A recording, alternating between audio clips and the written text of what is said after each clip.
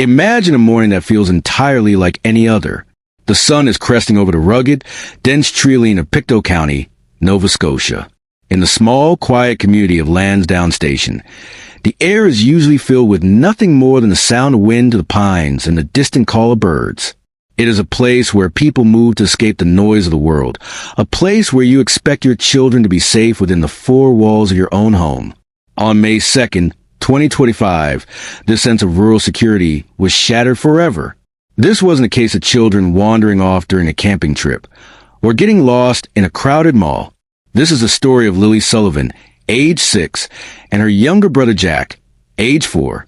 Two children who didn't just wander away. They seemed to evaporate. To understand the gravity of the mystery, we have to look at the environment.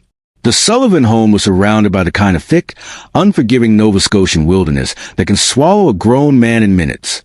Yet, the children weren't playing outside. They weren't near the woodline. According to the official timeline, they were inside the house. While the adults in the home were occupied with the care of their baby sister, Lilly and Jack were reportedly playing in a common area. It was a domestic scene of total normalcy. But at exactly 10:01 a.m., that normalcy ended. In a heartbeat, the house went from the sounds of children playing to a deafening, terrifying silence.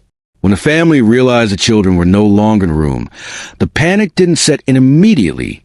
Not at first. You check the bathroom. You check under the beds. You call their names, expecting a giggle from behind the curtain. But the giggles never came. Within minutes, the realization dawned that the front door or back door might have been the exit point. But there was no evidence of a struggle. No muddy footprints leading out. No screen door left swinging in the breeze. Just an empty space where two siblings had been standing moments before. The Royal Canadian Mounted Police, RCMP, were notified almost instantly, launching what will become one of the most intensive search and rescue operations in the history of the province. But as the first hour bled into the second, a chilling realization began to settle over the lead investigators. How does a 6-year-old and a 4-year-old move so fast that they vanish before a parent could even cross a hallway? The timeline of 10:01 a.m. is more than just a timestamp. It is the moment a black hole opened in Lansdowne Station. As hundreds of volunteers began to arrive, donning orange vests and carrying whistles, the woods were picked apart leaf by leaf. Every hollow log was checked. Every ravine was scanned. The RCMP deployed high-tech thermal imaging drones that can spot the heat signature of a small rabbit from hundreds of feet in the air. If those children were moving through those woods, they should have been glowing beacons on a monitor. Instead, the screens remained dark. The helicopters overhead saw nothing but an unbroken canopy of green. The tracking dogs, famous for their ability to catch a scent even hours later, seemed confused. They circled the perimeter of the home, but they didn't catch that hot trail that leads a searcher to a lost child. This lack of physical evidence in the first few hours is what makes the Sullivan case deviate from almost every other missing person report in Atlantic Canada.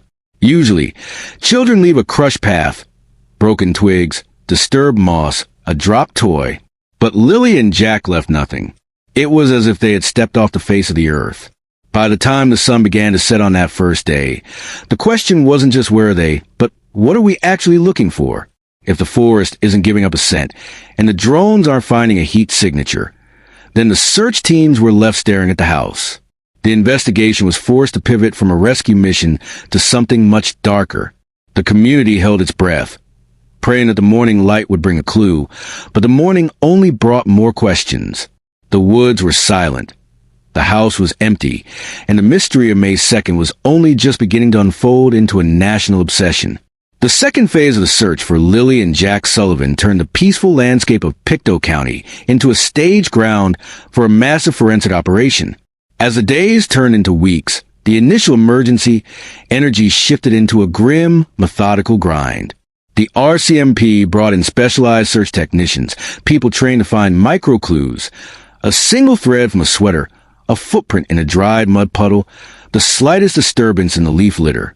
They moved in grid patterns, walking shoulder to shoulder, so that not a single square inch of the Lansdowne Station wilderness was left unexamined. But the forest was stubborn. It offered no answers. This is where the investigation hit its first major wall of confusion.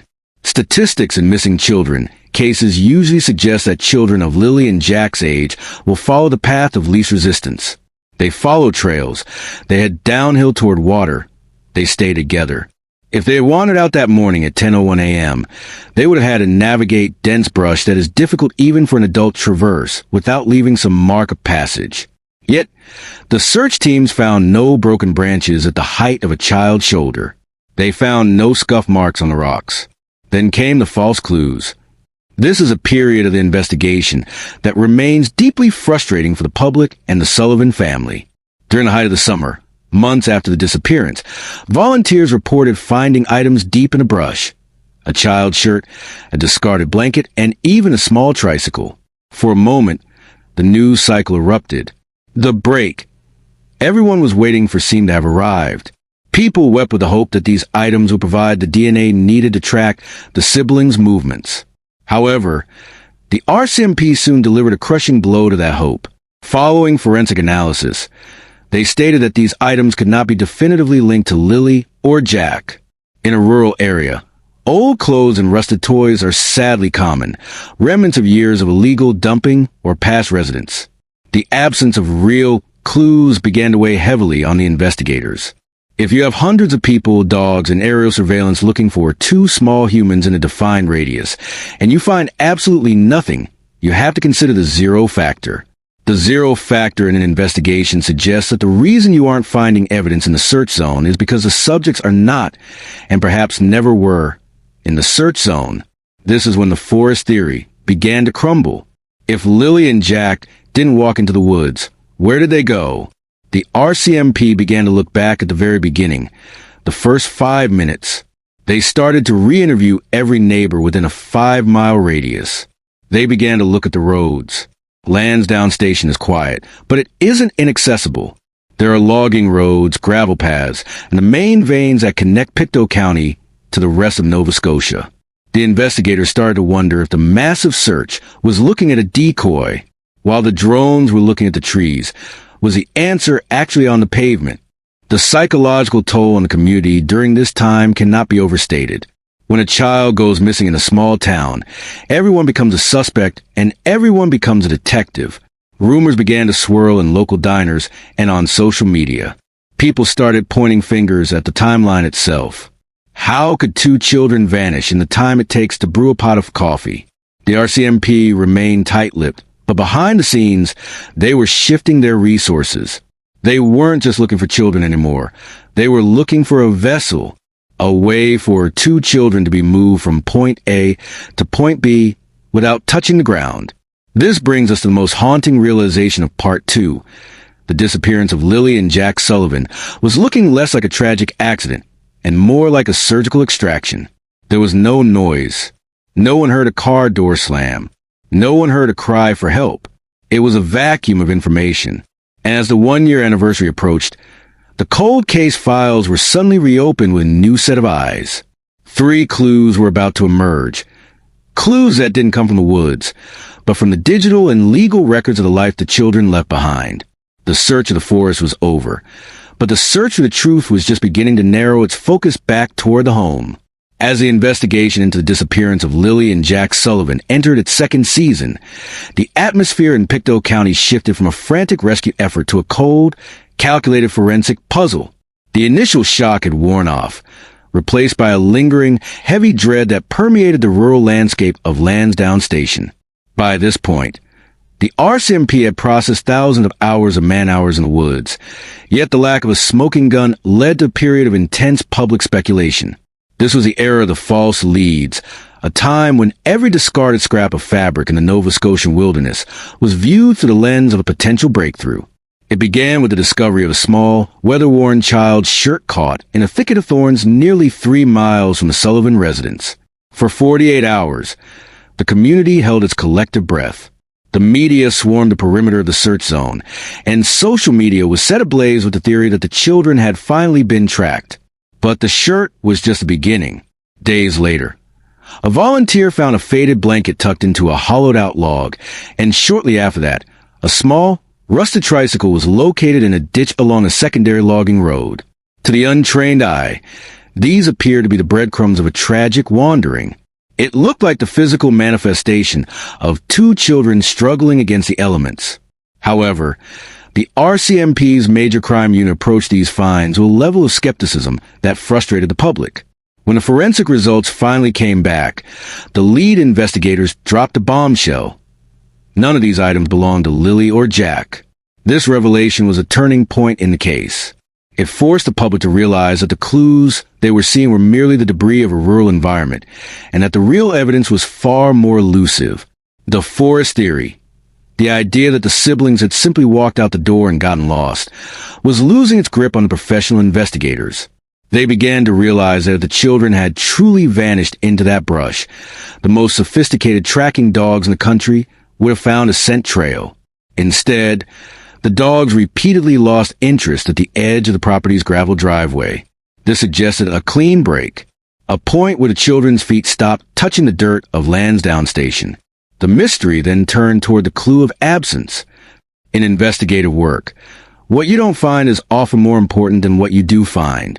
There were no juice boxes dropped, no small shoe prints in the soft mud near the creek, no snagged threads on the low-hanging branches. If two young children, ages 4 and 6, are moving through a forest, they're inherently loud in a forensic sense. They leave a wake of disturbance. The total absence of this wake suggested that the search teams were looking in the wrong place entirely. Investigators began to look at the 3 new clues that were being quietly compiled behind closed doors. Clues that didn't involve physical objects found in the dirt, but rather the invisible data of time and movement. The first of these new clues was a radical reevaluation of the timeline problem. When the RCMP began to reconstruct the morning of May 2nd, 2025, using specialized software and behavioral experts, they ran into a mathematical impossibility. For Lilly and Jack to have left the house at the reported time and moved far enough into the wilderness to evade the immediate search party, they would have had to move with the speed and precision of trained athletes. A 4-year-old's gait is limited. Their ability to navigate dense undergrowth is minimal. The window of disappearance was simply too tight. If the alarm was raised within minutes of them being noticed missing, they should have been within earshot of the first responders. The fact that they weren't suggested that they didn't wander. It suggested they were removed. This realization shifted the gaze of the RCMP away from the trees and back toward the road, and more importantly, back toward the front door of the Sullivan home. The forest theory was officially dying, and in its place, a much more sinister narrative of human intervention began to take shape, fueled by the terrifying efficiency of the children's exit. To understand why investigators are now focusing so heavily on clue number 1, you have to look at the 10:01 a.m. timestamp not as a point on a clock, but as a forensic barrier. In the world of missing persons investigations, the first hour is known as the golden hour, the time when the trail is freshest and the chances of recovery are highest. In the Sullivan case, the search began almost instantly. Because the family was home and the adults were reportedly just in the next room, the gap between presence and absence was incredibly narrow. This brings us to the first major new clue that the RCMP has been dissecting: the physics of the disappearance. Investigators conducted several reenactments, using children of similar height and weight to Lilly and Jack. They timed how long it would take for a 6-year-old and a 4-year-old to stand up from a play area, navigate to the house, open a door, and reach the wood line. Then, they timed how far those children could travel into the dense Pictou County brush before the first searchers began to scream their names. The results were startling. In every single simulation, the missing children were found within minutes. The brush was too thick to allow for rapid movement, and the distance they could have covered was not enough to hide them from the initial wave of family and neighbors who flooded the yard. This created a massive logical timeline problem. If the children were in the house at 10 a.m. and gone by 10:05 a.m., and they weren't found in the immediate 500-yard radius of the home, then the wandering theory becomes statistically improbable. The RCMP began to look at this tight window as evidence of premeditation or a very specific type of opportunity. A child doesn't just disappear into thin air. They require a path. If the path wasn't the forest, then the path had to be the road. And if the path was the road, the timeline becomes even more critical. How long does it take to load 2 children into a vehicle? How long does it take for a car to disappear down a gravel lane without being heard. This led investigators to scrutinize the normalcy of that morning.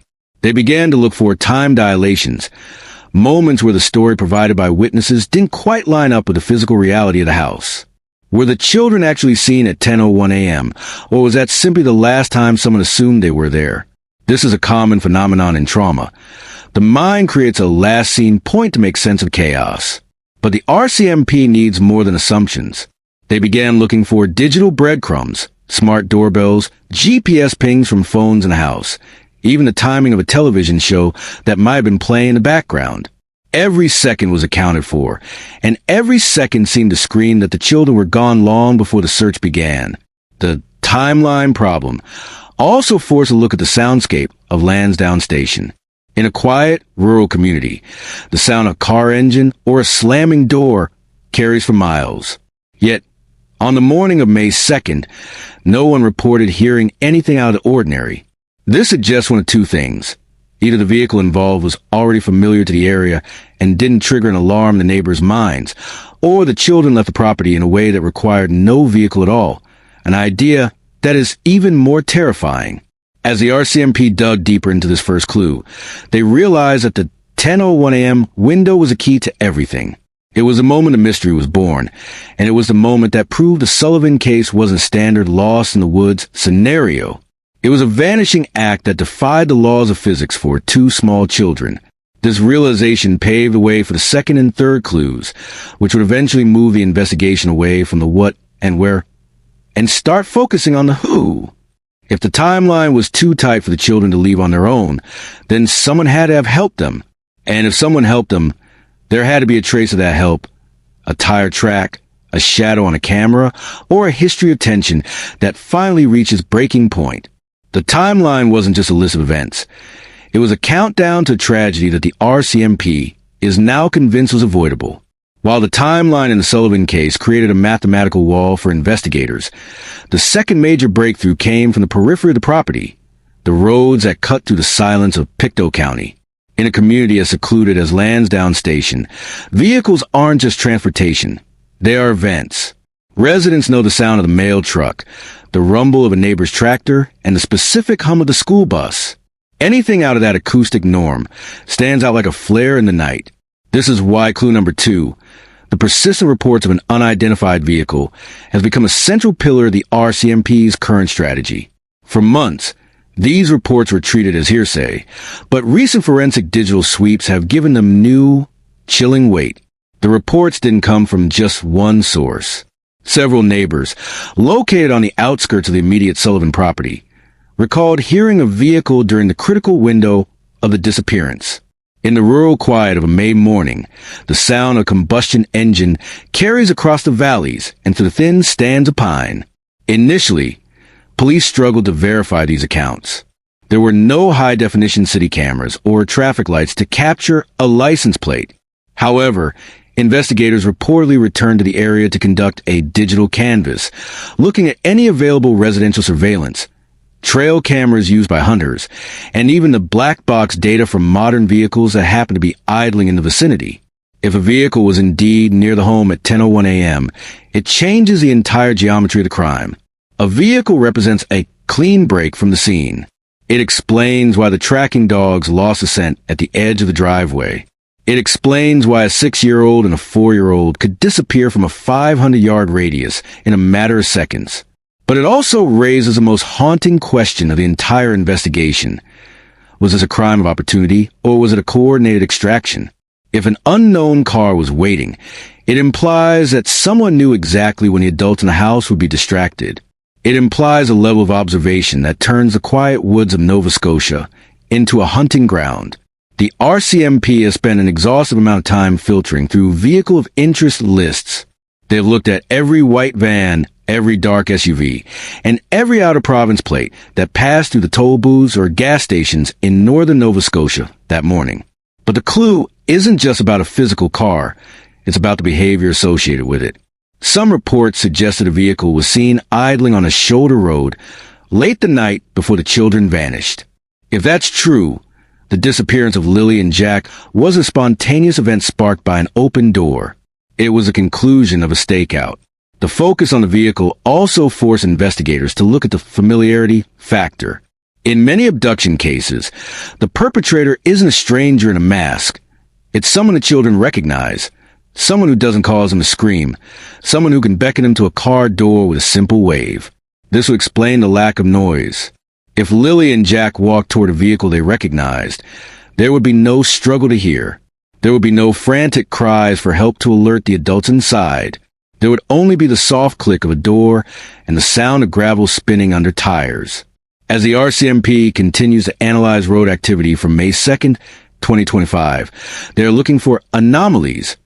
Cars that don't belong to the local registry, or perhaps cars that do belong but were in a place they shouldn't have been. This second clue acts as a bridge between the impossible timeline of the house and the total silence of the forest. It provides the how.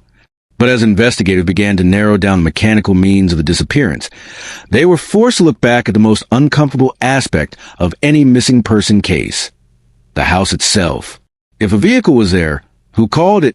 And that leads directly into the third and perhaps most controversial development in the Sullivan investigation. In the world of criminal investigation, there's an unspoken rule. The answer is usually found within the inner circle. While the public often searches for a monster in the woods, the police are trained to look at the people who last saw the victims alive. This brings us to the third and final clue, a development that has shifted the tone of the Sullivan case from a search for the lost to a high-stakes legal scrutiny of the household dynamics. Recently unsealed court documents and investigative leaks have revealed that the atmosphere inside the Lansdowne Station home was far from the picture-perfect rural life initially presented to the media.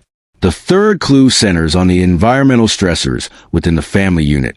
According to legal filings and interviews conducted by the RCMP's behavioral analysts, there were significant tensions involving the children's stepfather, Daniel Martel. These documents hint at allegations of controlling behavior and a household defined by strict, sometimes volatile dynamics. It is important to state clearly, Daniel Martel has denied all allegations of wrongdoing. He has not been charged with any crime related to the disappearance of Lilly and Jack, and the police have officially maintained that he, like all family members, is a person of interest only by virtue of his proximity to the event. However, the clue here isn't a confession. It's the realization that the investigation has pivoted toward the human element. Investigators are now looking at the disappearance through the lens of domestic intervention. When children vanish without a trace and without a struggle, the RCMP must consider if the disappearance was an act of protection or an act of removal from a high-tension environment. They are analyzing the relationships between the adults in the home, looking for cracks in the stories provided on that May morning. Did the 10:01 a.m. timeline come from a place of honesty, or was it a structured narrative designed to create an alibi? The tension noted in court documents provides a motive for why someone might want the children gone, or why someone might have felt they needed to save them by taking them away. This focus on the household has led to a re-examination of the physical evidence, or lack thereof, inside the home. Forensic teams have returned to the residence multiple times, using luminol and other advanced scanning techniques to look for any sign that a struggle occurred behind closed doors. They are looking for receipts, digital or physical, that might show a plan was in motion long before May 2nd. Was there a bag packed? Was there a conversation about leaving that was overheard? The RCMP is no longer just asking where the children are. They are asking what the children were experiencing in the weeks leading up to their disappearance. The household focus also explains why the RCMP has been so hesitant to confirm the clues found in the woods, such as the shirt or the tricycle. If the investigation is leaning toward domestic or targeted abduction, then items found miles away in the brush are likely red herrings, distractions meant to keep searchers looking at the trees while the rail trail went cold on the highway. This is a common tactic in sophisticated disappearances. Leave a trace of the victim in one direction while moving them in the exact opposite direction. As we stand today, the investigation into Lilly and Jack Sullivan is at crossroads. The woods have been searched, the vehicle reports are being mapped, and the household is under a microscope. The RCMP knows that in a case this high profile, the truth is rarely found in the middle of a forest. It is found in the inconsistencies of a story, in the silent data of a cell phone, or in the conscience of someone who knows exactly what happened at 10:01 a.m. The three clues, the timeline, the vehicle, and the household, all point toward one undeniable fact. Lilly and Jack did not simply wander away. They were part of a sequence of events that someone is still trying very hard to hide. The question that remains for people in Nova Scotia is no longer will they be found, but rather, who will break first?